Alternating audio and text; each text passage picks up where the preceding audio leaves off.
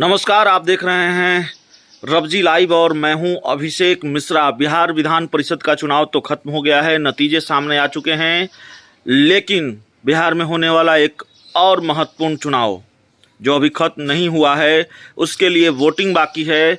और उस महत्वपूर्ण चुनाव पर बिहार नहीं पूरे देश की निगाहें टिकी हुई है, क्योंकि बिहार की राजनीति में भी वहाँ से बहुत कुछ तय होना है। बोचहां उपचुनाव की हम बात कर रहे हैं, जिस एक सीट ने मुकेश सहनी की नैया डुबो दी, जिस एक सीट ने मुकेश सहनी के तीनों विधायक छीन लिए, जिस एक सीट ने मुकेश सहनी का मंत्री पद छीन लिया, एनडीए से उनको बाहर जाना पड़ा, उस बोचहां सीट पर वोटिंग है 12 अप्रैल को और त्रिकोणीय लड़ाई है। कोई भी उम्मीदवार कमज़ोर नहीं माना जा रहा है। सभी दलों का अपना अपना दावा है और सभी ने मजबूत उम्मीदवारों को मौका दिया है। माना जा रहा है कि तीनों उम्मीदवार मजबूत हैं और तीनों के बीच कांटे की लड़ाई है।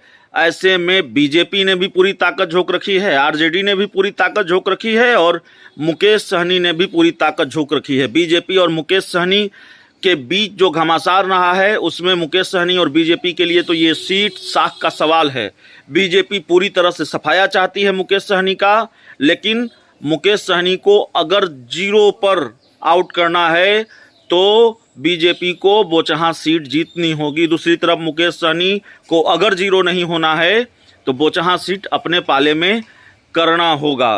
तो पूरी ताकत झोंक रखी है। कल मुख्यमंत्री नीतीश कुमार बोचहां में होंगे, बीजेपी के लिए मैदान में उतरेंगे, बीजेपी के लिए मोर्चा संभालेंगे और मुख्यमंत्री नीतीश कुमार बोचहां में बीजेपी के लिए प्रचार करेंगे, बेबी कुमारी के लिए वोट मांगेंगे। तो जाहिर तौर पर मुख्यमंत्री नीतीश कुमार ने बीजेपी के लिए मोर्चा संभाला है और कल आरसीपी सिंह भी बोचहां पहुंचे थे अपने सिपाह सलारों को लेकर और बीजेपी उम्मीदवार बेबी कुमारी के लिए उन्होंने वोट मांगा था। तो जाहिर तौर पर बोचहां की लड़ाई बड़ी दिलचस्प हो गई है और अब तक ये कहा जा रहा था कि जेडीयू का कोई बड़ा नेता बोचहां नहीं पहुंचा है, बोचहां में प्रचार करने नहीं पहुंचा है, जबकि बिहार में दूसरे उपचुनाव हुए थे, तारापुर और कुशेश्वर स्थान, जहां जेडीयू के उम्मीदवार खड़े थे, वहां बीजेपी के दिग्गज नेताओं ने प्रचार किया था।